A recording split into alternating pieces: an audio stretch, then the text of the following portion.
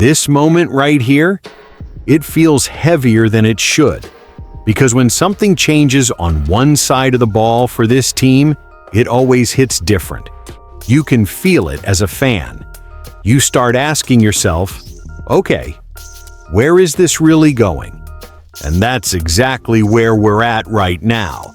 There's movement happening behind the scenes, real conversations, the kind that can quietly shape what this team looks like for the next few years, especially on a unit that's been our identity. This isn't just a routine off-season thing. This matters for the window we're in, the expectations we carry, and the standard this team has set. Something important just happened, and the next decision could tell us a lot about the direction this franchise is about to take. I've got thoughts, and I know you probably do too. Before we get into it, real quick, if you're a true Niners fan who lives and breathes this team like I do, tap that like button. Consider subscribing. This channel is brand new. We're pushing for our first 400 subscribers, and if you ride with the 49ers, you're already family here. All right, now let's talk about what actually went down. Because this isn't random, and it's definitely not small.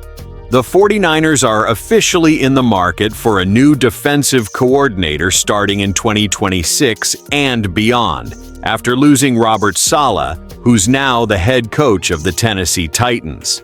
And yeah, that one stings.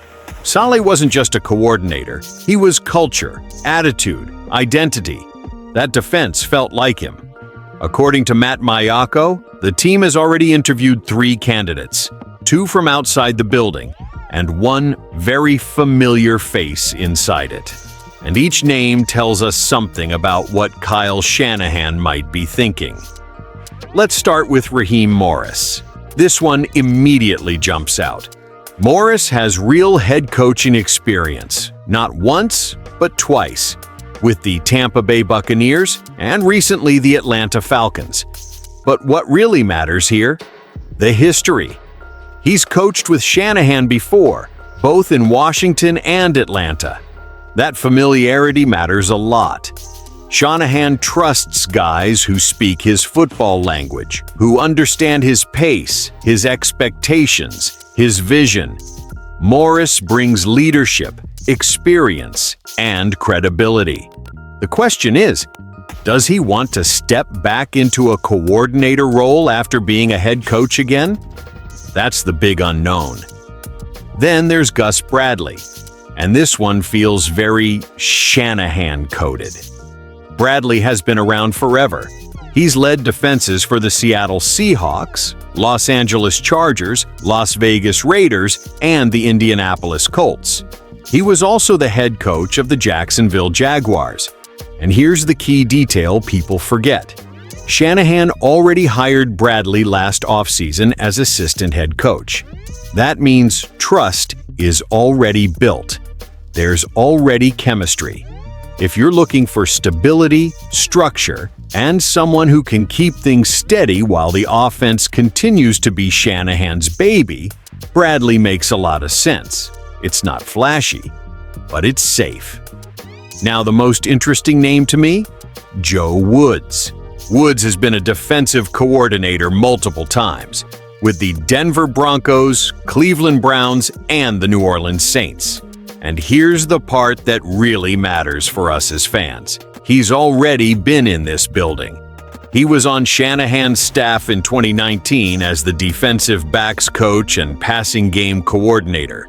He knows the culture. He knows what's expected. He knows what it's like to coach with championship pressure in Santa Clara. So when you zoom out, this doesn't feel like a team panicking. This feels calculated. Experience, familiarity, trust. That's the common theme with all 3 names. But here's where the fan in me speaks up. This defense has been the backbone of this team for years.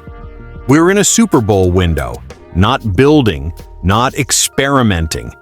The margin for error is thin. Whoever steps into this role can't just maintain the standard. They have to elevate it. because offenses around the league are evolving and standing still is falling behind.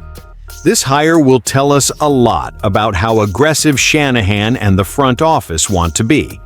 Do they want a strong voice who can challenge the room, or a steady hand who won't rock the boat?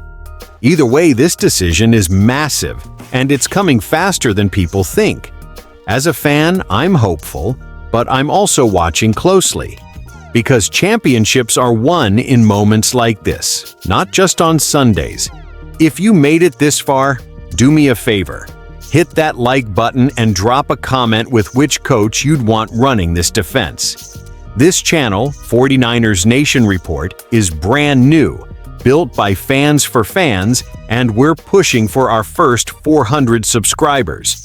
If you want real opinions, real emotion, and no fake hype, subscribe and ride with us. Faithful to the Bay, always.